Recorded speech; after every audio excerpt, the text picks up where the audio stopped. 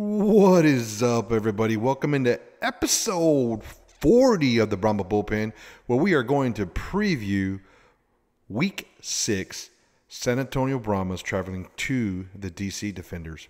Before we get into that, can we just take a minute to sit back and appreciate where we're at? We're in Season 1 of the UFL, Season 2 of the XFL merged, Season 3 of the USFL merged. We're halfway through. I was just thinking the other day, I remember buying my first XFL swag ever, and it was a generic white t-shirt that just said XFL San Antonio across it. You know, thinking back that's now a year and a half, almost 2 years ago now, all the question about was San Antonio getting a team, what other cities were getting teams. Then you had your XFL versus the USFL competing leagues, and then the merger, and then a lot of fan bases lost teams. So I just saw the t-shirt the other day, and I just want to talk to my bullpen fam right here from the cow pasture and say what an awesome deal. We're halfway through season 2 of the Brahmas existence. The logo is now looking normal. It's like something you expect to see every day. I was wearing my hat around today at work. People recognizing the Brahmas. They want to talk to you about the Brahmas and say go San Antonio. So awesome deal, man. The UFL is coming along. The TV numbers are amazing. Attendance numbers not so much. But I just wanted to start off the episode by just saying, everybody who's watching this, just take a second and reflect slightly on where we're at and how awesome it is that the UFL exists. Hey, and we could be like the Arena Football League that's launching right now with all kinds of cluster going on right now. So just be grateful of what we have, and let's be happy. And we're going to leave this heartfelt moment right there and end it with, go to the games, people. Please, go to the games. All right, on behalf of the United Football Media, let's go ahead and get into our Week 6 preview. We're going to pop up the game graphic. There it is. Bam. Brahmas going to DC. These are the correct UFM power rankings. If you remember my last preview episode, I didn't update my graphic. So right now the Brahmas are ranked number 3. DC has dropped to number 5. The game is going to be Sunday, 3 p.m. Central Time on Fox. By the time I get through the season, man, I'm going to be so accurate with these graphics and times. You're going to be able to just rely on me for anything Brahmas and UFL related. But the game's coming up this weekend. We're excited about it. It's probably going to be the game of the weekend. So these UFM power rankings represent the combined ranking of the entire United Football Media personalities. Some of them are other show hosts, some of them are behind the scenes, some of them are producers, but everybody who's part of the United Football Media gets a vote, and these are the combined rankings here. So they got the Brahmas 3, they got DC number 5. Of course, 1 and 2 are Birmingham, St. Louis 2, respectively. So now, where did I vote? How did the bullpen vote? Bam, here you go. And I will defend these votes as much as I need to, because, I don't care what anybody else thinks anyways. All right, so Birmingham, hands down, number 1 team in the league. The next slide I'm going to pop up here in a minute is going to be actually the PFF's overall scores through 5 weeks, so you'll kind of see. But St. Louis, number 2, then the Brahmas. I voted them number 3. I still have DC at 4. Basically, that's because they were within 1 possession of beating Birmingham, which I think, after we see all the blowouts that Birmingham has had throughout this season, actually does mean something. I put Michigan at 5. I do think Michigan had a really good game this past week, but, judging how the Brahmas performed against those two teams, I kind of just gave DC the edge. Memphis at 6. They're doing a little bit better. Troy Williams is kind of playing good. It's just, I think the Arlington and Houston teams are just in such a bad place right now that I couldn't even justify putting any of them over Memphis. Even though Memphis is in a bad spot right now. But I think the top 5 are pretty solid. I think you can interchange DC and Michigan just based upon, your bias of XFL versus USFL. But, I think those two teams are pretty close, and it'd be interesting to see them play each other, right? Getting into more of these team rankings, Pro Football PFF scores here. No doubt Birmingham's the number one team in the league, scoring an 87.9 overall. Look at the point differential. They've scored 32 and given up 68. I mean, just let that sink in, right? Like scoring almost twice as much as what they're giving up. That's winning football. Look down to Battlehawks number 2, 151. They've scored 151 points. They've given up 95. That is a great ratio. You get down to everybody else, the ratios get a little closer, right? Look at the San Antonio Branhmas. We've scored 115, given up 86. Every game the Brahmas have been in have been a one-possession game, right? The Brahmas win close games. We lost to St. Louis by 1 score. We've covered that in the past. But the point differential is not near as spread out as the top 2 teams. You get down to Michigan. They've scored 109, given up 93. They're 3-2. That's why they have a winning record. They've scored more than they've given up. Overall score is a 71.1. So if you look at the metrics, Michigan's actually pretty damn close to the Brahmas, but the Brahmas did beat Michigan. So, hey, Brahmas are better, right? Get down to teams 5 and 6, dude. I mean, look at this. The Arlington Renegades are 0-5, and they're still ranked higher than DC. Last week, it was by 1/10 of a point. So Arlington lost to the Brahmas and actually gained grounds when you look at just the metric score from PFF, actually gained 5 points over DC, which is wild to think about. It's absolutely crazy that you can lose and be 0-5 and have a team that has 2 wins, even though they did lose this past weekend pretty bad as well. So that's probably why they dropped. But then look at the point differential, 94 to 138. 90 to 125. You can see DC's defense is, giving up more points than they should, and their offense ain't scoring enough. I mean, I don't know how else to put it. Pretty simple logic. That cow pasture math is never wrong. Score more points than you give up, and you'll win football games, right? Get down there to Memphis. They score 63.3 overall score. You can see the point differential, 86 to 132, and then Houston down there.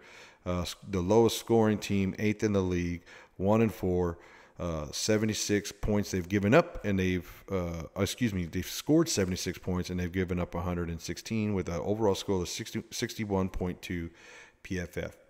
Kind of crazy to look at those numbers and see a 0-5 team literally ranked higher, stats speaking, and is metrically a word? Metrically speaking, I'll take that as a word. But metrically speaking, ranked higher than Houston Roughnecks. Wild, man. Someone told me that stats aren't everything, but, stats are stats. Numbers don't lie. I'm not saying that Arlington would beat all those teams in the heads up right now, but what I am saying is if you look at the metrics, they're doing better than 3 teams that actually have some wins. With that being said, let's go ahead and get into the stats of the game coming up against DC. You can see the overall PFF scores. The Brahmas at 74.8, DC at 63.6. Look at there's the points scored, points given up metric again. We kind of talked about it. Completion percentage. Pretty much Jordan Ta'amu has taken like every offensive snap for DC, right? At least the vast majority, 99% of them. He may have missed a snap or 2 when he got hit hard one time. But you can see that his completion percentage is 52%. The Brahmas are 67.6%, a little bit higher completion percentage. You got passing yards here. The Brahmas have over 1,000 passing yards, while DC is at that 892 mark. Get down to the rushing stats. We've kind of been picking on the rushing stats for the Brahmas here lately. And those stats actually got a big boost over this past weekend because our rushing attack was just amazing this past weekend when we played Arlington. 431 yards, 4.2 yards a carry. I like that 4.2 yard carry in average, right?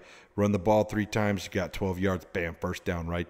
Cow pasture math, it's never wrong, folks. Cow pasture math always works out. You look at the rushing yards for DC, 3.7. It's respectable.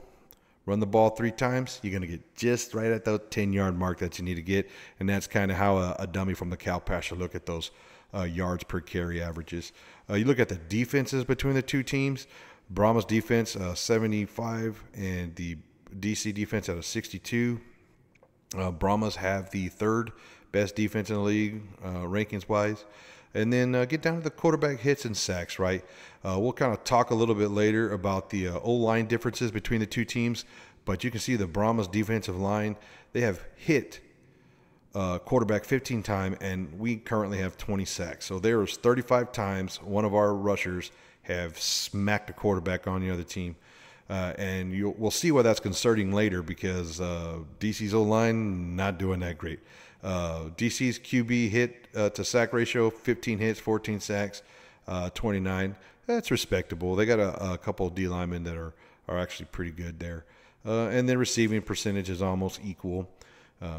We look at that to make sure our cornerbacks and safeties are doing their job. And, you might not always think about this, but the linebackers are huge as far as receiving percentage, because the linebackers got to cover the tight ends, right? So DC's been struggling this year. I don't know. We'll get into the game predictions later, but I'm going to show you 3 little videos, and we'll kind of react to them. And it'll pretty much explain to you why that overall defensive score for the defenders is a 62, right? So let's just go ahead and watch video 1. Kickoffs from the 20, and Paxton Brooks gets it away to Blake Jackson from just inside his 20. Has a seam out to midfield. And the former D3 quarterback with a burst up the sideline. And a stiff. Okay, I know that was kickoff coverage, but understand that majority of these special teams cover guys on the kickoff teams are starters, or at least are part of the rotation for the defense. So you can see the inability to tackle. And I think that is a trend that we're starting to see with DC. Let's watch this other video. Second down for the Battlehawks. And McCarron sets up the screen. Here is Sailors. The former FCS All-American goes barreling for a first down to the 20. Oh, Wayne Gallman is the running back this time. They give it to him. Gallman's got a lane. Gallman cuts inside the 10 and takes. You see that? Never the first guy made a tackle on those 2 clips. It was the third guy on the second clip and the fourth guy on the first one there. So it's 3 or 4 defenders are hitting the running backs before they're going down. Let's watch this other clip. Another high snap. Perez sidearms one, and a trick play as they lateral it to Davion Smith, and Smith dragging defenders. I mean, what are you going to do? You just cannot tackle anybody. You're not going to win football games that way. And you see, I didn't just use the St. Louis Battlehawks as my lone example, right? 0-5 Arlington Renegades, and you see what the defense there is doing, just struggling in making tackles. It doesn't get any easier for you, DC folks, when the Brahmas come to town. Our wideouts are fast. Our wideouts are shifty. I mean, you saw what our running game did last week to Arlington. Our O-line is stacked. It's not going to be easy tackling. It's just not going to be easy tackling. Let's throw up this O-line graphic right here. So we went through and kind of pulled this O-line graphic and compared DC to the Brahmas, O-line to O-line. First thing I want to point out, they're a PR number all the way to the right. If you look all the way to the right, that's pressures allowed. That's like how many times as an offensive lineman you've actually allowed a pressure to get to your quarterback, right? And then look at the offensive plays, right? Every one of the guys in the DC, 266 plays, 248 plays, 293 plays, 293 plays, 197 plays, 293 plays. These guys are in the ball game. They are starters. Look at the pressures they're giving up. Okay, Mays has given up 23 pressures this season. He's given up 3 sacks, right? Now look down to the Brahmas. Here's the Brahmas starters. Now the Brahmas, we've lost our starting center. We've lost a guard. We've lost a tackle. Some of these guys that are actually on this list are on injured reserve right now. But these are the guys that had the most snaps, and we're trying to compare, functionality to functionality. You can't always get an exact apples to apples. But look at the pressures allowed: 5, 5, 5, 3, 3. It's crazy. If you look at the sacks there, 0, 0, 3, 0, 0. And Falega is one of those guys that is actually a second string tackle, right? But just looking at the number of the snaps these guys are taking and the pressures they're giving up, this one little graphic right here, basically just shows you how dominant the Brahmas O-line is when compared directly to the DC O-line. The other thing we're going to kind of look at and talk about the importance of this game, we're going to put these two schedules right next to each other.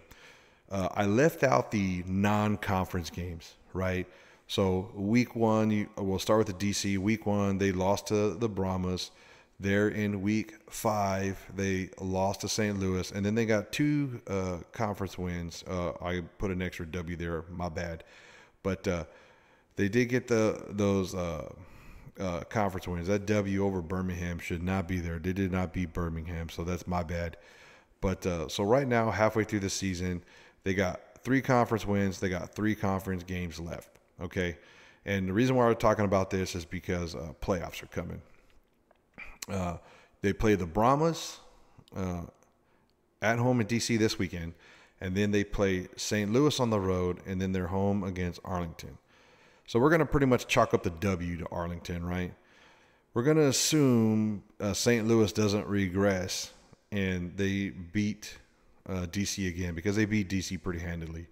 So that will actually give DC 2 conference wins, not counting the Brahmas game, right? So then you look at the Brahmas schedule over here. They got the win versus DC, the loss versus St. Louis, and the win versus Arlington. We left the DC game unmarked. We're going to pick those games here in a little bit, but we got 2 games left. I'm a realist. We got the Brahmas losing to St. Louis last game of the season, but we have them beating Arlington again, this time in the Dome. We already beat them on their field. Now we're going to get them on our field. We would think that would actually make that point margin grow a little bit. So you see the Brahmas have three conference wins.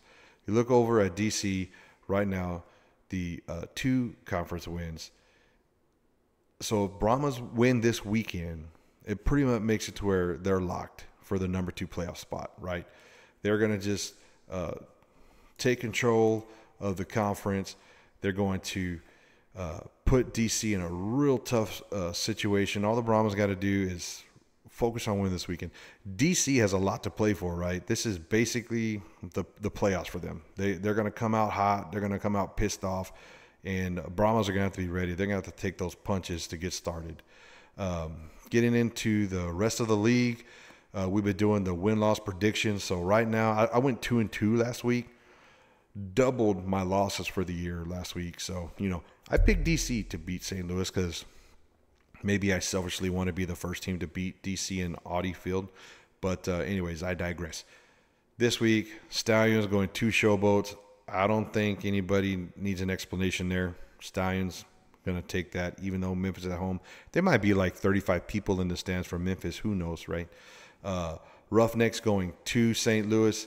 There ain't no way 30,000 people in the Battle Dome are not going to impact this game. And then, of course, St. Louis, best team in the XFL conference. XFL is going to continue to assert its dominance over the USFL conference. You heard that right here. Yes, sir. We're going to continue to assert XFL superiority over USFL teams. I definitely think Battlehawks takes that win. Renegades going to Michigan. If I hadn't seen that stellar running attack for Michigan last week, I would take Arlington in this game. But I think Michigan's running game is going to be on point again. We saw what the Brahmas running game did to Arlington, right? We ran all over them last week, so I don't think the Renegades are going to stop them. As much as I want to root and pull for the Renegades to win this game, I just don't think there's enough adjustments that can be made in 1 week time for them to be able to get this win. And then Brahmas going to DC. Look, my head is telling me to pick DC, but my heart, the yellow and black heart, is telling me to go with the Brahmas. And you know what they say. I'm too stupid to go with my head, so I'm going with my heart. I am going to pick the Brahmas to lock themselves in to the number 2 spot in the XL Conference, get the win this weekend in DC, 27-19. I think our running game is coming with us to DC. I don't think DC's D-line and front 7 are ready for it. I think our offensive passing game, we already got that that sophomore slump, that Quentin Dormady coming out throwing 3 INTs out of the way. That ain't happening again this week. He's going to be careful with the ball. He's going to be coached up all week. And, we're going to put fresh batteries in the helmet so his helmet battery ain't going to go dead so he can communicate with the sideline. Like everything that happened last week and the craziness that was, is going to be fixed this week. I expect Dormady to come out on fire, 65-plus passing percentage I'm predicting. I'm saying at least 180-plus yards and no turnovers. Our running game is going to continue. I don't think we're going to have the 191-yard performance, but we're definitely going to rush for over 100 yards in this game. 27-19, we're probably going to get at least 1 turnover. Watch for our cornerbacks to shut down DC's receivers. Watch for our front 7 to dominate the struggling O-line of DC. Jordan Ta'amu has a 52% completion percentage of the season, and it is not going to get any better this weekend. He is going to be running for his life. Delonte Scott is back. We'll see if Ray gets back in the game, but even if Ray don't get back in the game, the rest of our D-line has, with Tim Ward, have plenty of opportunity to rush that passer. And if you remember, Tim Ward was dropped by DC, so maybe this is like a little revenge game where he wants to go in there and dominate these fools and show them, hey man, you shouldn't have dropped me because I'm a badass. I think I could say that on YouTube. Tim Ward, you the man. Delonte Scott, let's get some sacks. We're gonna close this preview for Week 6 right there. Go to the game, people. People, go to the game. On behalf of the United Football Media, from the cow pasture, this is the Brahma Bullpen saying later, yo.